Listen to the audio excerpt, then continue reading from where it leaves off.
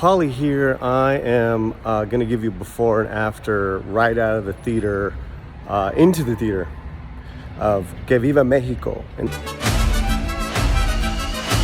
Bienvenidos a la prosperidad. Ahora sí echaron la casa por la ventana, gracias. This is going to be my second time seeing it. I'm paying whatever regular price is with my discount membership. But this is in reaction to the president of Mexico, who has, without seeing the film, has called a boycott on the film and has called the director, Luis Estrada, among other things, a classic racist.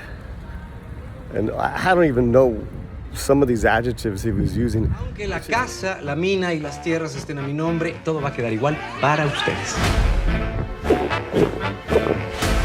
Now you're seeing a lot of people doing what I'm doing. They're going back to see it again, and they're going to see it for the first time. Maybe they weren't even considering seeing it.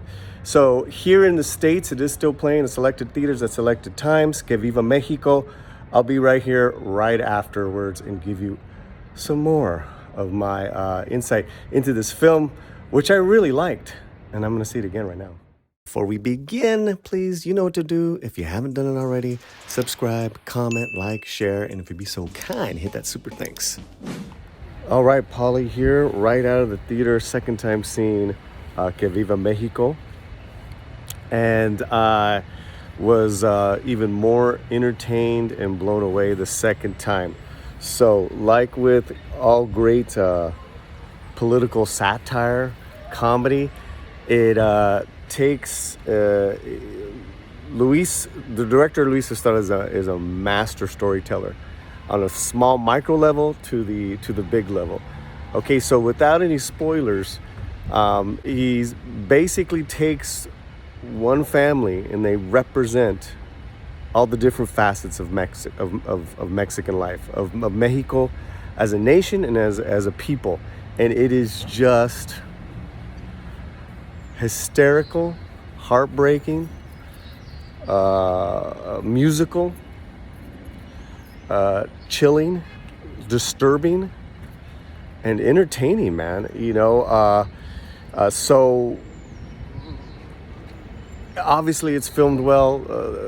The storytelling, there's so many great characters that it begs a second, a third, fourth viewing, because I'm gonna get more and more out of all these different characters from this family and the extended family and the extended characters as well.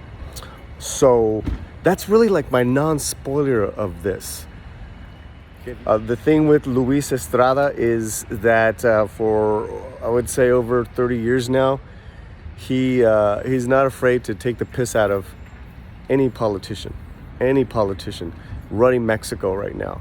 And he does it again, and he does it, like I said, it's Chaplin-esque.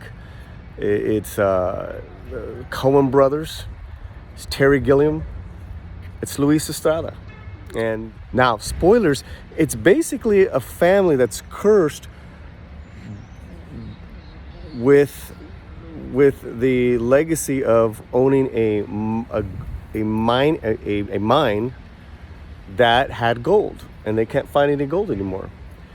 And it's inherited to the lead, who is Pancho, and he's the lead character, played just incredibly well by Alfonso Herrera, and his very well-off wife, Ana de la Reguera. His father is played by Damian Alcozar. Incredible cast. So basically he gets the news that his grandfather's died, and he's got to go back to his small town of Prosperidad, to bury the grandfather and get the will read. And the will is read, and he inherits the land, but he doesn't think it's worth anything because there hasn't been gold there for a long, long time. But he gets a safe, and they open the safe, and there is gold. There is a lot of gold. And it is then and look, I'm really skimming through a lot, but that's just the basic setup, and you can imagine what happens next, because this family is so loving and dysfunctional and nasty and hilarious and petty and honest and dishonest, all at the same time. So you can imagine when real gold comes into play, man, it is just nuts what happens. It's nuts what happens. And like I said, they're a theatrical device, because they all are Mexico, and ultimately they get screwed out. They get screwed. He gets screwed. He gets cursed in a lot of different ways. So that's the story. And again, every character, there's so many characters, every character is played to perfection by these actors. Let me tell you that. Incredible actors. Now, the political bent. Luis Estrada doesn't give a fuck. He goes right after this current regime, head by Almo, and is unflinching. And you gotta be when it comes to satire. You can't do satire safe. If you do satire safe, it's not satire. You're pleasing the masses, and which is funny because he keeps talking about the noble masses, the poor. He keeps taking the piss out of Almo's, the Mexican president, and his take on the noble poor. And there's a line there. He's like, you know what? Doesn't seem like this president is different from many others. So there's a lot of that, and you know, the crowds that I've seen it with, they were laughing their asses off. They were screaming they were screaming in Spanish at the screen, and they were like, you know, fucking Mexico. So that is my review with spoilers. Esto es todo lo que hay. Pa' mañana ni pa' frijoles hay, viejo. Real quick addendum, two things. And I want to get this before I really like kind of leave it, and then, you know, on to the next thing. I called it Chaplanesque. Visually, you see our lead character kind of becoming that figure of the masses, that poor person who becomes a worker and is so humbled, and you see him leaving the factory on his bicycle.